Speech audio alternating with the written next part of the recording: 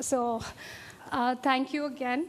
So I just wanted to get the discussion started by asking some of my panel members here that we know that open source has been around for a great while, right? And it's also gone mainstream into adoption. So how do you see that technology being played out currently, where there's the talk of digital convergence, there's the talk of autonomous cars and autonomous vehicles. So where do you see open source playing out specifically in the context of interoperability?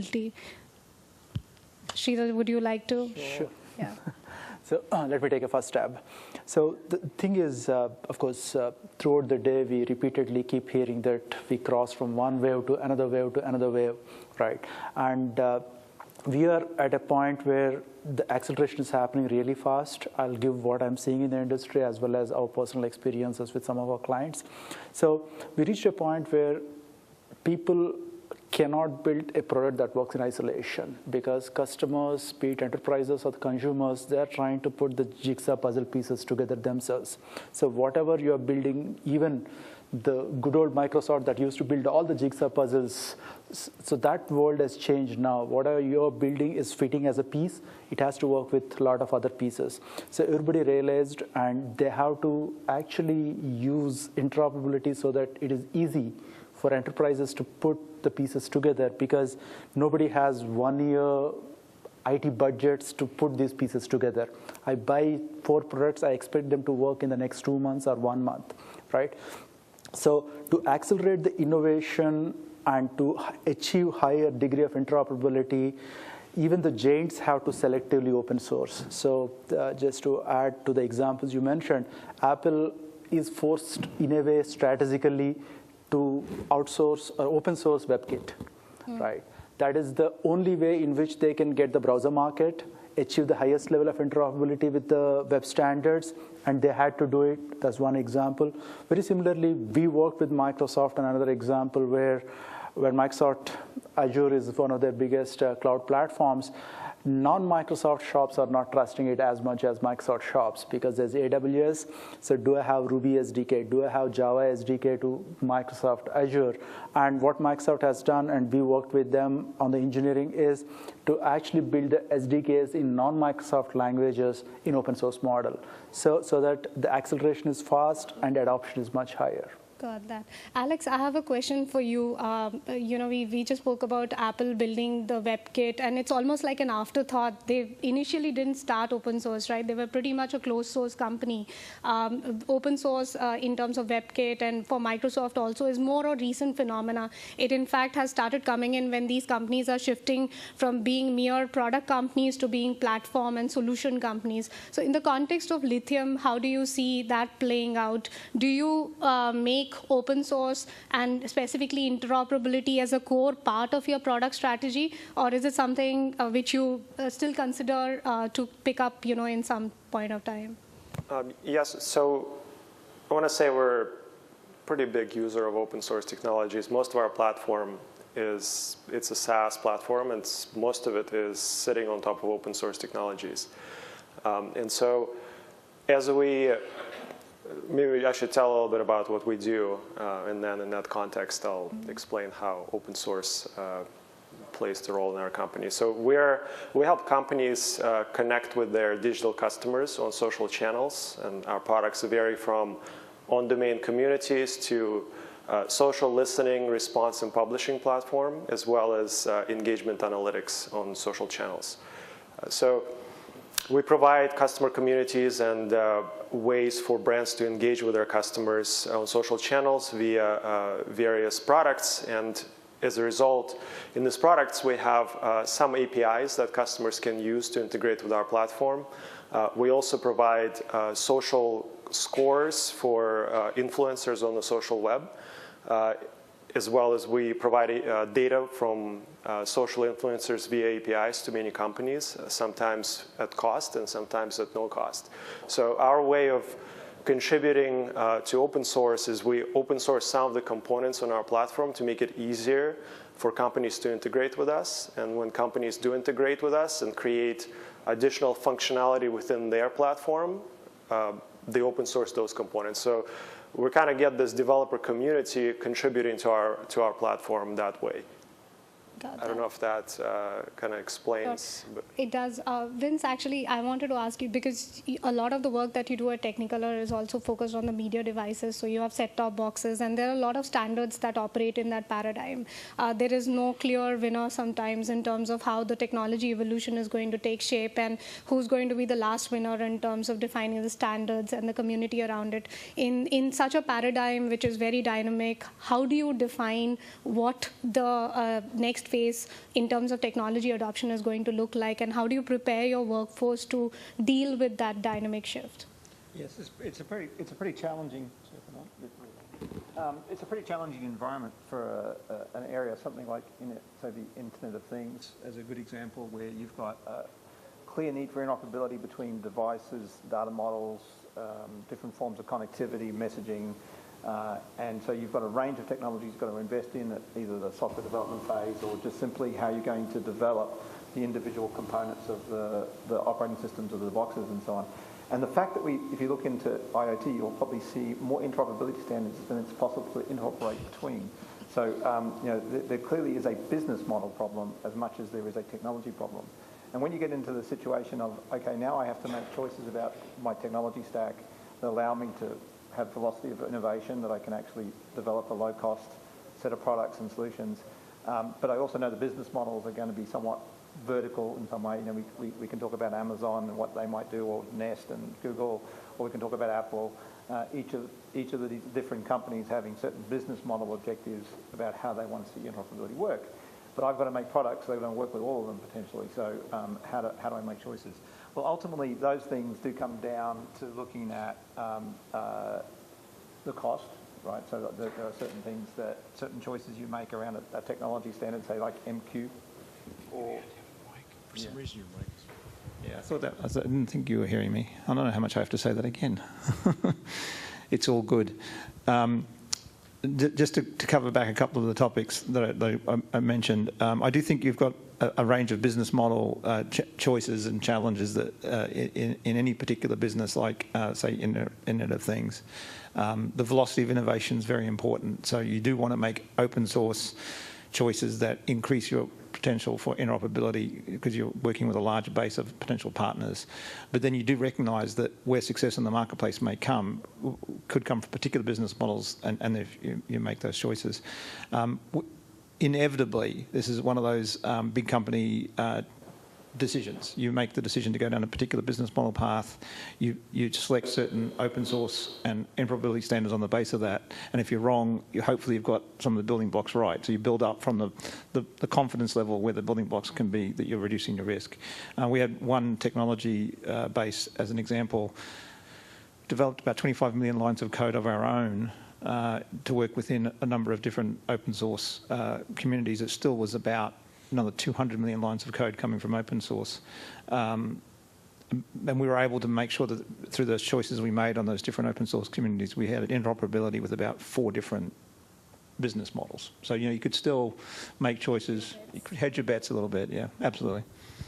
So, Vipin, your company is almost a startup by itself, right? I mean, you have 30 people you mentioned, and you're building products as we speak. In your specific context, unlike Vince's, where they can actually hedge their bets by investing in 4 different types of platforms or technologies and see who stays back at the end of it. How do you deal with such a problem where you don't know what's going to last long and what's the hype cycle through which it's going through? So how do you take a call on that? So maybe I should give a context of Scalable. We build hyper-converged appliances which are designed from grounds up. So we eliminate all the bottlenecks to maximize performance and density. And with the big data era now, you want to work with increasing amount of data with less time to get the analytics on that. So we use a lot of open source software in our appliances, and the particular software that we use is actually dictated by our customers. The customers are pushing us for open source solutions. And if I can add to the interoperability bit, I wanted to extend the concept of interoperability from just the functionality of things working together, rather to metrics. For example, performance is a metric for us. So we deal with very complex open sources like operating systems, distributed parallel file systems, object stores, and so on.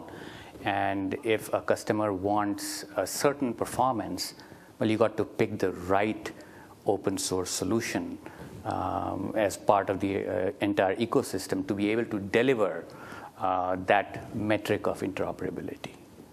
But it's mostly dictated by what the customers want.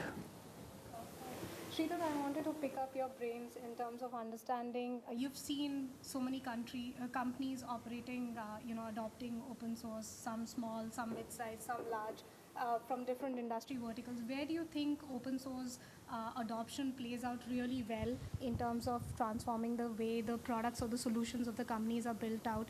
And where do you still see some type of industries having bottlenecks in delivering those solutions? Sure. Just to give a little perspective to the statement that the experience we had, right? We have a large open source practice because we work with many of our customers on their engineering next generation solutions, and we have 800 plus size open source practice. So that way, from the hardware embedded all the way to the cloud, we have exposure and experience working on their engineering problems. So with that as a background, what we are seeing is, of course, historically, most of our customers used to use smaller components as part of their overall solution. Like it was very straightforward for many people to use Spring Framework or certain tools and components 5-6 years back, but anything very core powering their solution generally is in-house developed. So we reached a point where the trust on the open source has gone up significantly higher in the product engineering space, and most of the customers we are working with are very open to accept open source solution as the backbone of their solution. For example, one of the customers, movietickets.com, for them, message flow is the fundamental thing for their entire solution, because the movie tickets can be purchased from the mobile device or web or from the devices at the theaters, and they're willing to use open source as their messaging backbone. So there are quite few examples like that where people are using API gateways or messaging backbones, or in some situations using their SDN software when they're building VoIP solutions.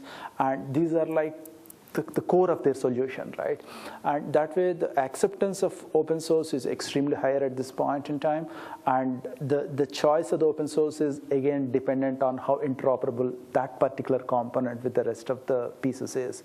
So that being said, in terms of the acceptance, the additional parameter I would like to add is, if your software is hosted, if you're trying to deliver your product or a platform in a SaaS model, it is much easier because you're not shipping your software, right? Especially when you are getting into shipping your software in the licensed mode, be it the software layer added on top of the hardware that you're shipping to your customers.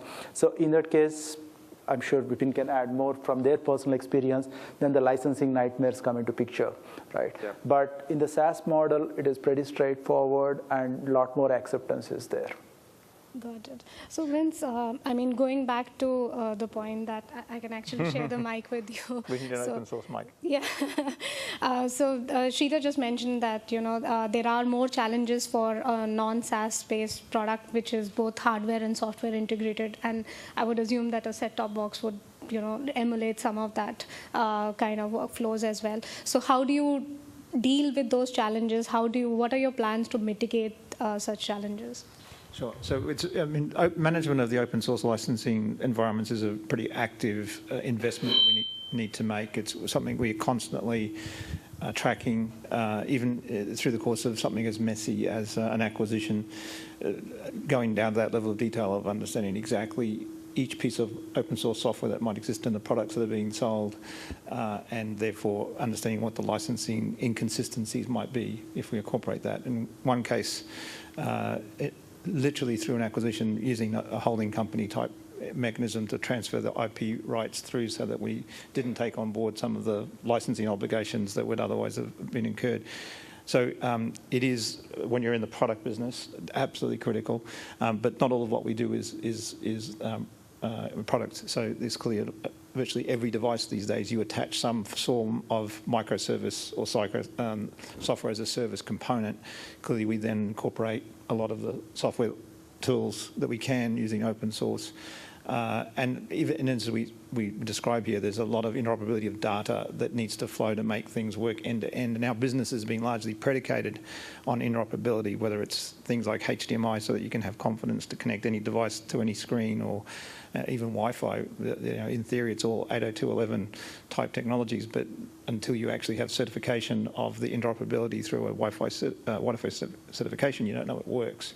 So you still need to take any of these licensing models, understand how it's going to suit your combination of product and service. Very, very rarely you're just doing a product alone, and then look at the business model associated with how you're going to distribute it. Alex, I have a question for you. So if open source is the way forward for interoperability, and it's going to be a large part of product development lifecycle, what type of programs and processes do most organizations need to put in place to be able to enable this transition? How do you see that playing out? Good question. So I think...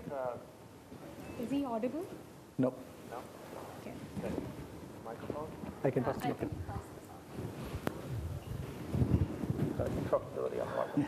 So I guess I'll speak from what we've been experiencing at Lithium as far as kind of our open source journey, and also I think it has something to do with our journey to cloud and container world.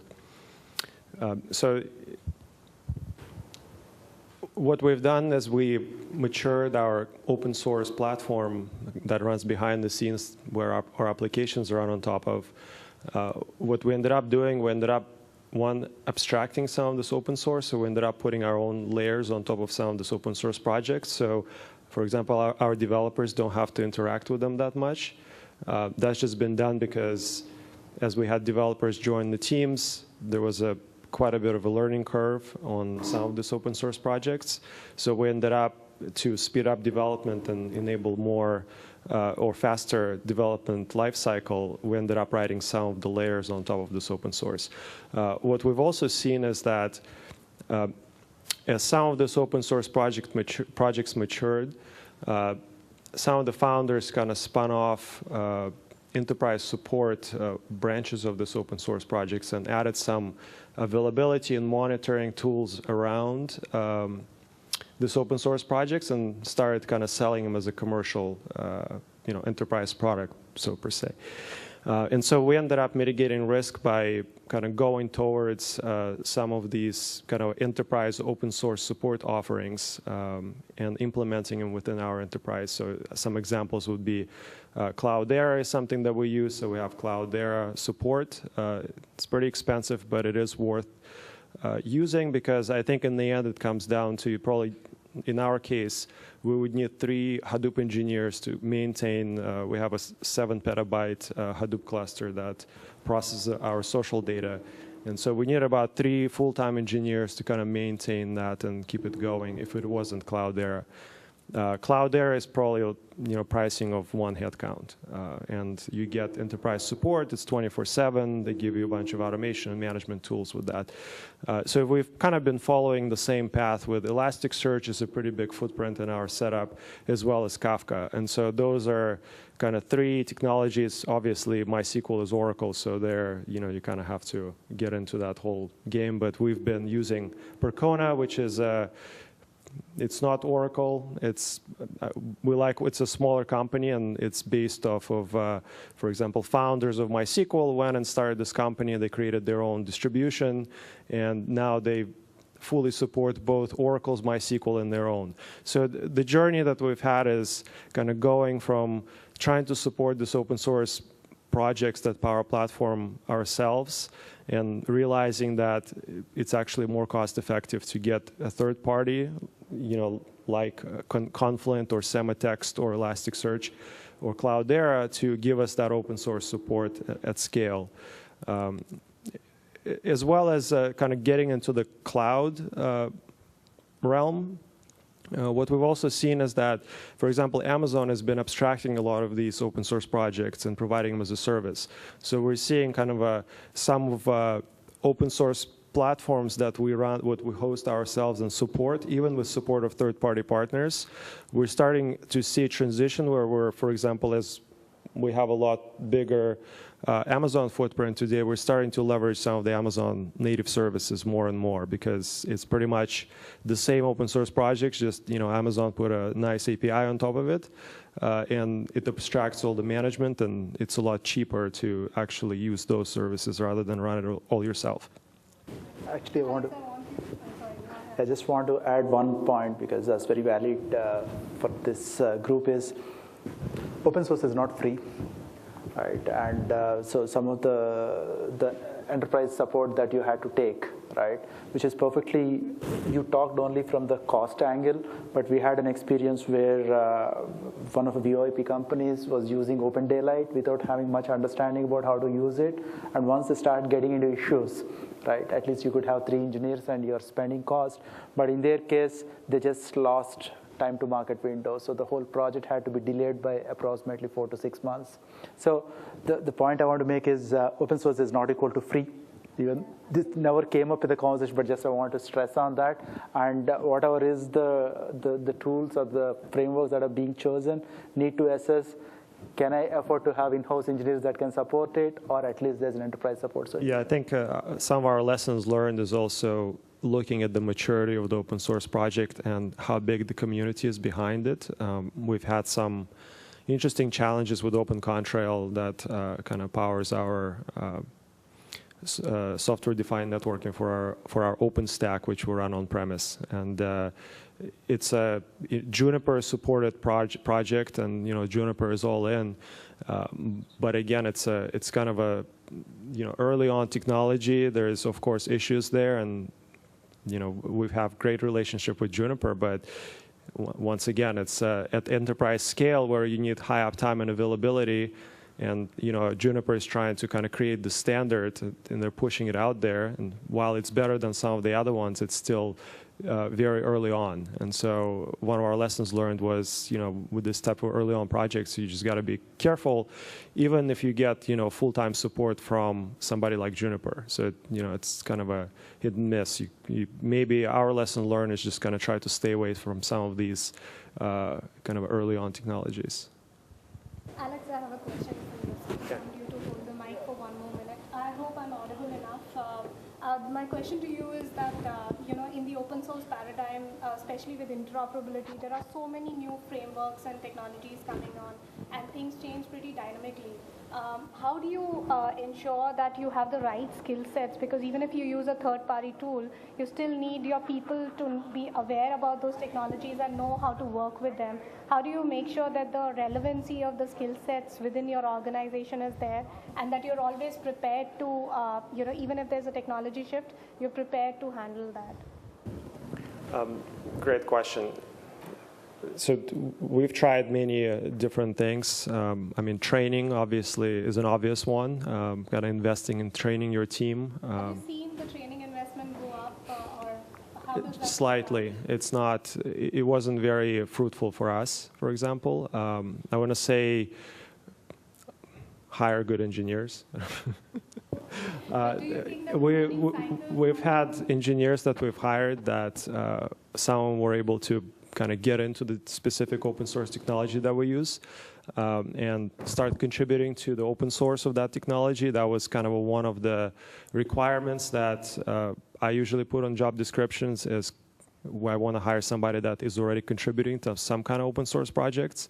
So it's kind of a built-in into their day-to-day is, whatever I'm working with, I want to be able to contribute back to the community. I'm interested in working with open source, and so I think it's just kind of building the culture of the team, of the company, is working with open source and contributing back. A lot of people I don't want to say everybody at Lithium is like that, but we have a lot of people that are kind of contributing back to the community continuously. It's good for them, good for their personal career development, and it's also good for Lithium's visibility, and obviously it's helping out the community. So it's helping Lithium to stay on top of the technology and helping out the community. So it's more like encouraging your developers to be more active in the open source scene. So yeah. Do you see that playing out in Scalable as well, where you're seeing that you're increasingly hiring people with the job description that they have an open source background, they're part of the community? Yeah, absolutely. You have to be part of the community. There are lots of open source projects out there, and someone has to figure out what makes sense for that particular domain. So if you have people who are participating in these communities, who are active in those communities, that not only helps you decide what to use, how they interoperate, but also to be able to support. Because we sell appliances, we need to support all of the stack. And so we have to be very careful in getting the right people who are very embedded in these open source communities. I'll add something to this. We encourage our engineers to contribute to open source, but we also, anytime we're faced with a choice of, do we build this tool or do we build this piece of software ourselves, or do we contribute back to the open source project that we already have that maybe doesn't do everything that we need, but there's a specific feature we're trying to add? I think we're trying to steer towards let's kind of narrow down the open source projects that we're using internally, and let's just continue contributing to those open source projects when it's not our core product functionality. So that's kind of, in the past, I think we used to just build a bunch of our own tools and not actively seek out, what's open source doing, or what are the plans for this open source project? Is there something that something that we're trying to build kind of coming down in their pipeline, and kind of working actively with those open source contributors in the community. So we're steering more towards, let's just make this open source project successful and kind of collaborate with the community. Vince, in your industry, when we specifically talk about interoperability, do you feel that interoperability is going to push more open source adoption? Because when you're talking about disparate systems, processes, platforms, even people and devices, how do you get them all together if you're not already adopting open source? Do you see that there is a way that proprietary platforms or standards can coexist when interoperability is one of the fundamental challenges that we are gunning to solve in the digital world? I think that it does come down to the business model of the service that you're trying, or product you're trying to offer. You could argue a good example comes through the way in which Apple is being successful with using Siri to drive people to incorporate HomeKit into their IoT type products. So if you want Siri to work with your app and your device, then you've got to incorporate HomeKit, and that's really, it is Apple's model. It's sort of open source. It's not really, but basically, if you want to serve that community, you want the user interface to be as clean, as neat as using Siri to say turn on the lights, then you've got to work with HomeKit. So that drives decision making, and as far as I'm concerned, that's perfectly okay. That's that's decisions you make in your business model about how you want to address a certain market. So there's always going to be some balances. Open source is not free.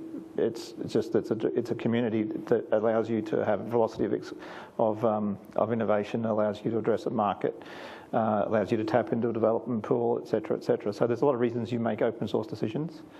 Interoperability is one of them, and interoperability does come from how you want to address a market.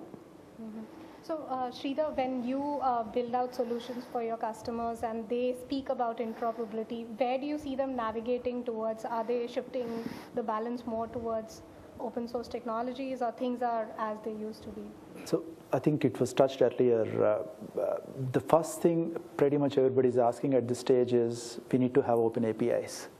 So at this point in time, 99.99% of the products and the platforms that are being built are having open APIs. So that is the first step, right? So that at least programmatically you can stitch and you can interoperate with others. The second criteria is, are there well-established open standards? So when there are well-established open standards, pretty much a closed system with open API is working out pretty well. So the third decision-making criteria is, are there some components which are in the glues area? Do I need to open source it so that I can actually get more of the community acceptance and better interoperability rather than only through my partner program? So the last one is, if you are very small, right, and if your business model requires, go complete open source. If at all you want a lot of interoperability with your solution, like we are working with OnLabs, and they make actually SDN operating system, and the standards are not really stable, and they are fighting with giants in that space, right? And in that case, they wanted the entire stack to be open sourced. Right. Eventually, they may want to build some specializations on the top of it as enterprise flavor, or build support models around it. So very few are having the complete courage to go open source if their business model supports. Everybody is going for APIs. Some are pushing the glue components into open source model. I don't know what the experience of others is. Would you agree, most of you? Yeah. So I know we are running a bit out of time, but I just want some closing thoughts. So I mean, if one message that you would like to give out to enterprises who are looking to solve the interoperability challenge, either through open source or using proprietary platforms, any closing thoughts on how they should go about doing that? Maybe one major thought, main takeaway that you would like to give them. I would say narrow down the scope of how many open source projects you're leveraging for your products, and make sure that you have those projects actually have a large community and fairly established enterprise support.